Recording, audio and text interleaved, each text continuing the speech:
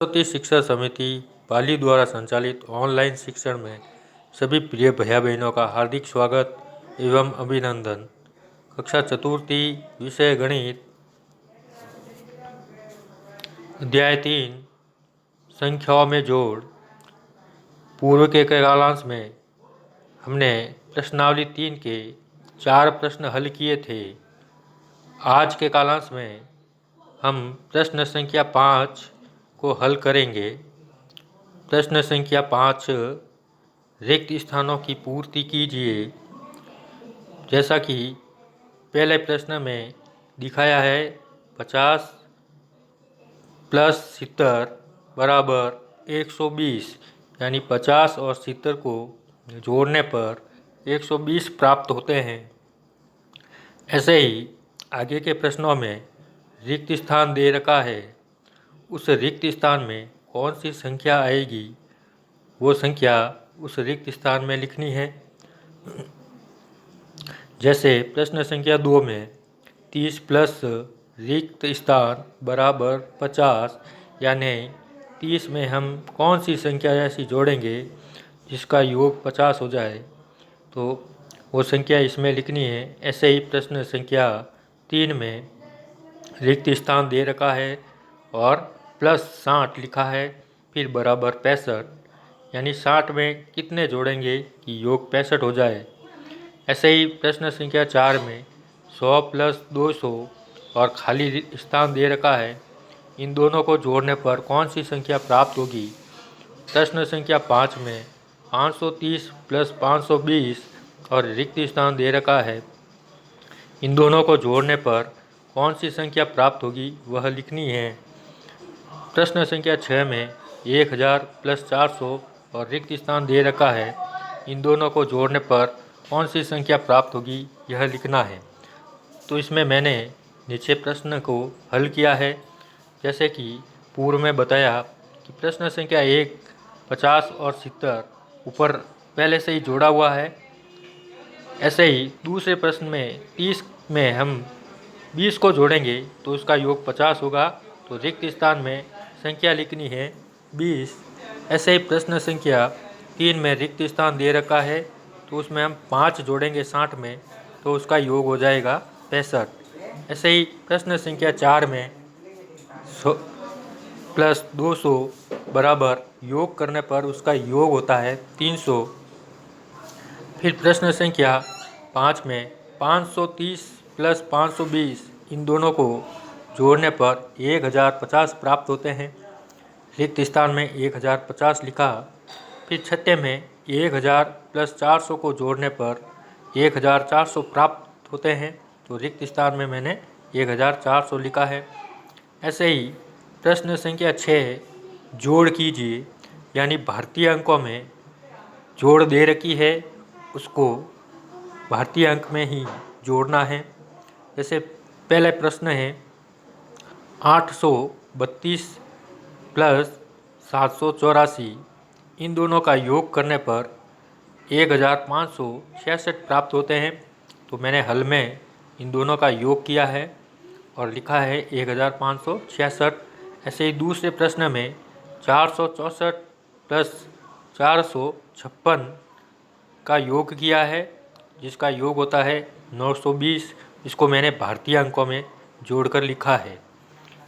फिर प्रश्न संख्या 7 में प्रश्न दे रखा है कि दीपक 325 रुपये में एक पैंट और 240 रुपये में एक कमीज खरीदता है, तो बताओ दीपक दुकानदार को कितना भुगतान करता है, यानी कुल कितने रुपए वो खर्च करता है।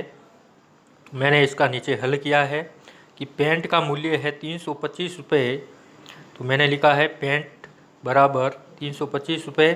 फिर कमीज का मूल्य है 240 रुपये, तो इसके नीचे लिखा है 240। फिर इन दोनों का योग किया तो 565 रुपये हमें प्राप्त होते हैं।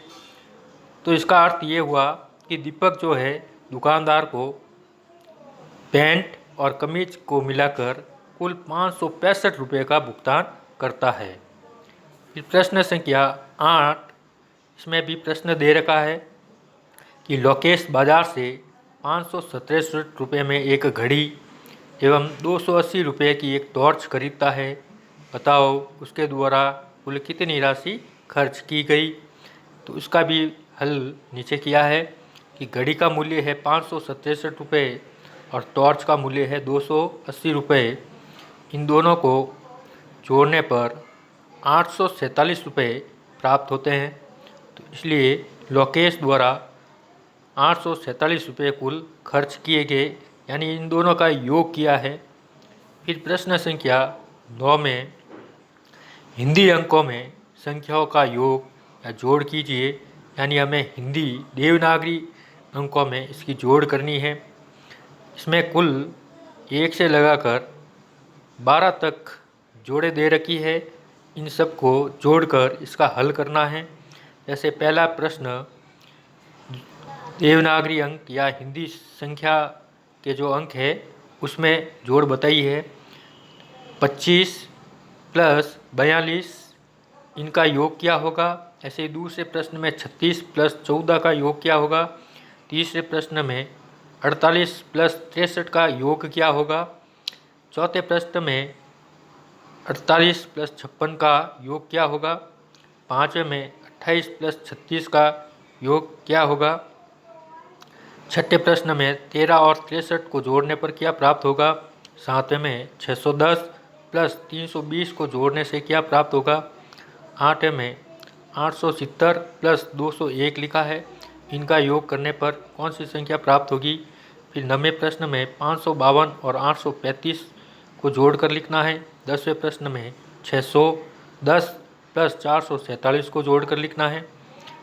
11वें प्रश्न में 784 और 605 को जोड़कर लिखना है। 12वें प्रश्न में 942 और 178 को जोड़कर लिखना है। तो प्रिय भैया बहनों, इस 9वें प्रश्न का हल मैंने नीचे किया है, जो आप देख सकते हैं। प्रश्न संख्या 9 हल। पहले प्रश्न में मैंने 25 प्लस 42 को जोड़ा, इसका योग होता है 67।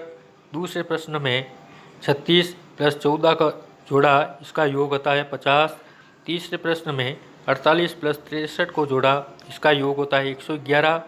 चौथे प्रश्न में 48 प्लस 56 को जोड़ा, इसका योग होता है 104। पाँचवें प्रश्न में 28 प्लस 36 को जोड़ा, इसका योग होता है 64। छठे प्रश्न में 13 और 63 को जोड़ा, इसका योग होता है 76। फिर सातवें प्रश्न में 610 प्लस 320 बराबर, इसका योग होता है 930।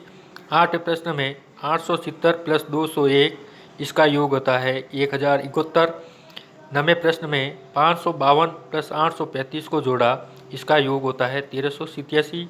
10वें प्रश्न में 610 प्लस 447 को जोड़ा, इसका योग होता है 157।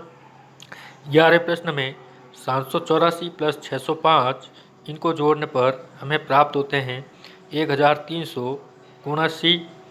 12वें प्रश्न में 942 प्लस 178 को जोड़ने पर 1120 प्राप्त होते हैं। अर्थात इस 9वें प्रश्न का हल मैंने नीचे किया है। तो ये सारे जो प्रश्न हैं प्रश्नावली 3 के, ये सभी आप प्रिय भैया बहनों को अपनी कॉपी में हल करना है। इस प्रकार ये प्रश्नावली 3 आज इस अध्याय का समापन होता है। धन्यवाद।